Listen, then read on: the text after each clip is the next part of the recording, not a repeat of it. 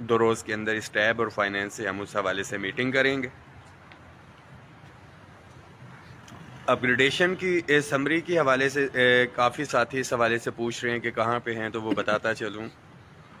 کہ prime minister office میں جو ہے موجود ہے، اور سیکرٹری ٹو پرائم منسٹر کے بعد دوبارہ سے یہاں سے روٹ ہو کے چلی گئی ہے، اور انشاءاللہ تعالی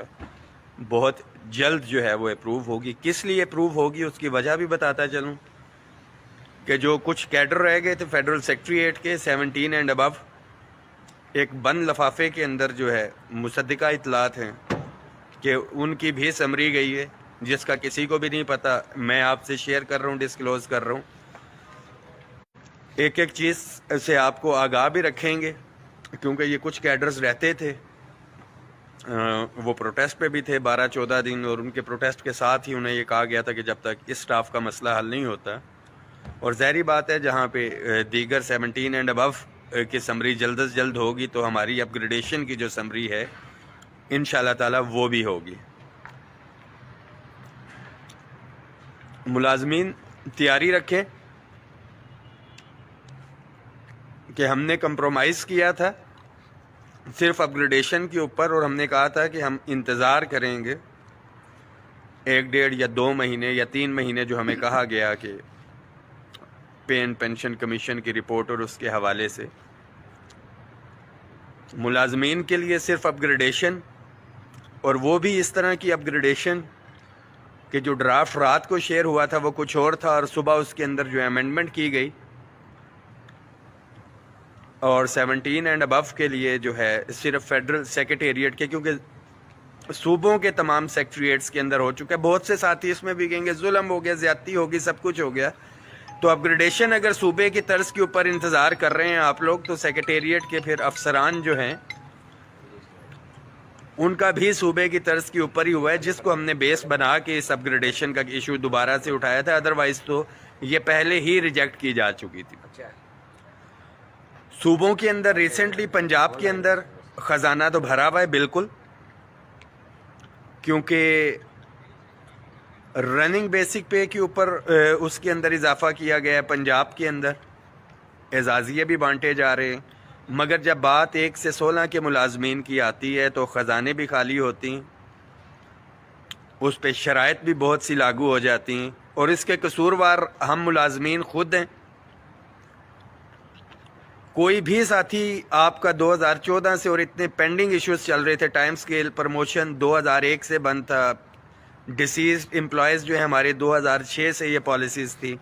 تفریق تو 2008 سے مختلف اداروں کے اندر شروع کی گئی، مگر ہمارا المیہ ہے کہ جو آواز اٹھاتا ہے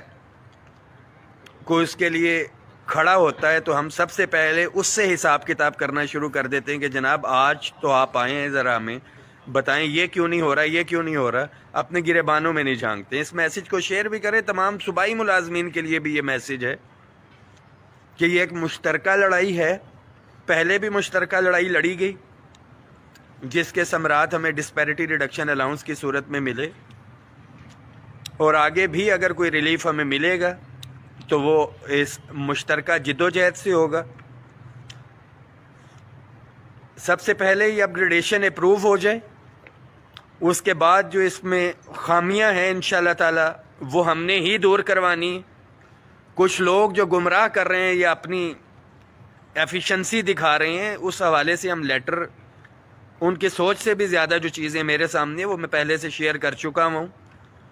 لیٹ دس سمری اپروو،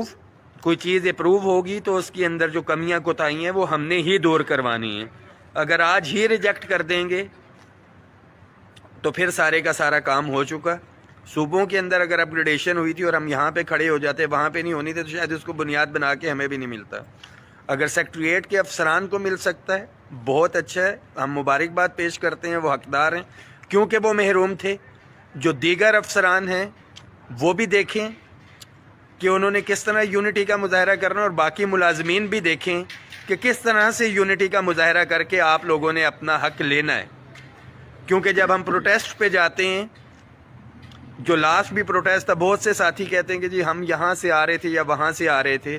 دفاتر سے جا کے ایک ایک کمرے سے میں نے بندوں کو نکالا، اور دفعہ 144 ریڈ زون کہاں تک ایکسٹینڈڈ، کن حالات کے اندر لیڈرشپ جو ہے آپ کے لیے لڑائی لڑ رہی ہوتی ہے، لیڈرشپ کو ہی پتہ ہوتا ہے۔ تو گھروں میں بیٹھ کے فیس بک کے اوپر جو فلسفے دینا ہے وہ بہت آسان ہے، اور ابھی تک کسی بھی ایک بھی بندے کی جو ہے سیلری سلپ شیئر نہیں ہوئی جو فلسفے دے رہا تھا کہ ہم اس کو ریجیکٹ کرتے ہیں یا کچھ ہے۔ قائدین کا حوصلہ بڑھائیں اور انہیں کہیں کہ ہم آپ کے شانہ بے شانہ ہیں۔ 1 روپے کا بھی فائدہ ہوتا ہے تو وہ ملازمین کے بچوں کو ہی ملنا ہے، اور مجھے بھی اتنا ہی فائدہ اگر ہو جاتا ہے تو یہ جیسے ہی ہوتی ہے، یہ ذہن میں رکھیں کہ اس میں کیا کہا جا رہا ہے کہ باجوہ صاحب کا بھی فائدہ ہو گیا، تو 16 والے بھی جو ہیں جن کو ایک انکریمنٹ مل رہی ہے، تو ذہن میں رکھیں کہ اس کے اندر ایک ٹائم سکیل آپ کا بھی مارا جا رہا ہے۔ اسسٹنٹ کو جو ہے جس کے اندر دے رہے ہیں، جو انہوں نے ٹیکنیکی بیچ میں کھیلی ہے، الاؤنسز پچھلے ہوں گے، یہ ساری چیزیں ہم نے ٹھیک کرانی ہیں، اسی صورت میں ہوگی جب ہم متحد رہیں گے، اپنی لیڈرشپ کے پیچھے کھڑے ہوں گے۔ دعاؤں میں یاد رکھیں، انشاءاللہ تعالی جب سکیل ملیں گے